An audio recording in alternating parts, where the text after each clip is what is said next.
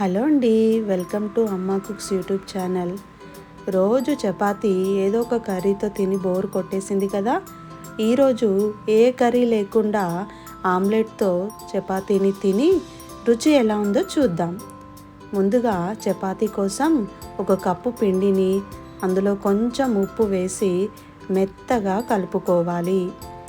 ఇక్కడ ఒక టిప్ ఉందండోయ్. చపాతీలు మెత్తగా రావాలంటే పిండి కలిపేటప్పుడు గోరువెచ్చని నీళ్ళు పోస్తూ కలపాలి. ఇప్పుడు ఆమ్లెట్ కోసం 3 గుడ్లు పగలగొట్టి ఇలా విస్కర్తో బాగా విస్క్ చేయాలి. ఇప్పుడు రుచికి సరిపడా ఉప్పు, కొంచెం కారం, కొంచెం అల్లం వెల్లుల్లి పేస్ట్, కొద్దిగా జీలకర్ర పొడి, కొద్దిగా ధనియాల పొడి, కొత్తిమీర, కరివేపాకు, చిన్నగా ముక్కలు చేసి పెట్టుకున్న ఉల్లిగడ్డ అన్నీ కలిపి బాగా కలిసేంత వరకు కలపాలి. ఇలా చపాతీలు చిన్న చిన్న ఉండలుగా చేసి పక్కన పెట్టుకోవాలి. ఇప్పుడు ఈ ఉండలను ఒక్కొక్కటిగా తీసుకుంటూ చపాతీని పల్చగా ఒత్తుకోవాలి. ఈ ఆమ్లెట్ చపాతీ కోసం చపాతీలు మందంగా వద్దండి, పల్చగా ఒత్తుకోవాలి.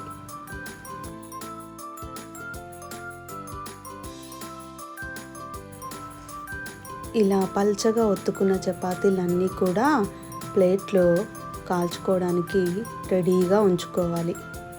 తర్వాత స్టవ్ వెలిగించి ప్యాన్ బాగా హీట్ చేసుకొని తర్వాత చపాతీలన్నీ కూడా ఒక్కొక్కటిగా మనం కాల్చుకోవాలి. చపాతీ కాల్చేటప్పుడే 2 వైపులా తిప్పుకుంటూ పైనుంచి కొద్దిగా నూనె వేస్తూ అటు ఇటు తిప్పుకుంటూ కాల్చుకోవాలి. ఎప్పుడు కూడా ఈ ఆమ్లెట్ చపాతీ కోసం చపాతీ బాగా కాలిన తర్వాతే మనం ఈ యొక్క ఆమ్లెట్ మిశ్రమాన్ని పెనం మీద వేసుకోవాలి. ఇలా కొంచెం ఆమ్లెట్ మిశ్రమం ప్యాన్ అంతా కూడా పరుచుకొని అప్పుడు చపాతీ వేసి ఇలా ప్రెస్ చేస్తూ వీడియోలో చూపిస్తున్నట్టు ఇలా ప్రెస్ చేస్తూ కూడా కాల్చుకోవాలి. అంతే, వేడి వేడిగా చపాతీ ఆమ్లెట్ రెడీ.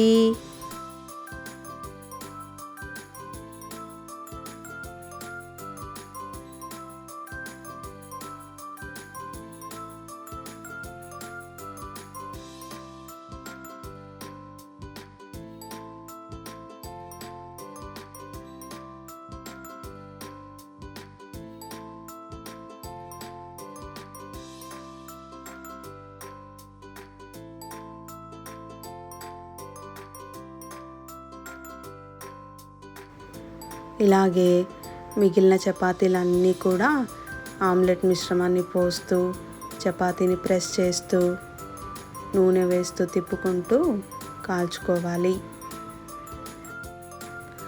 చూసారు కదా, దీంట్లో మనం ఉల్లిగడ్డ, ఉప్పు, కారం, కొత్తిమీర, జీలకర్ర, ధనియాల పొడి, కూరలో వేసేవన్నీ కూడా వేసాం కాబట్టి ఎంతో రుచిగా మనకి ఆమ్లెట్ చపాతీ తయారవుతుంది.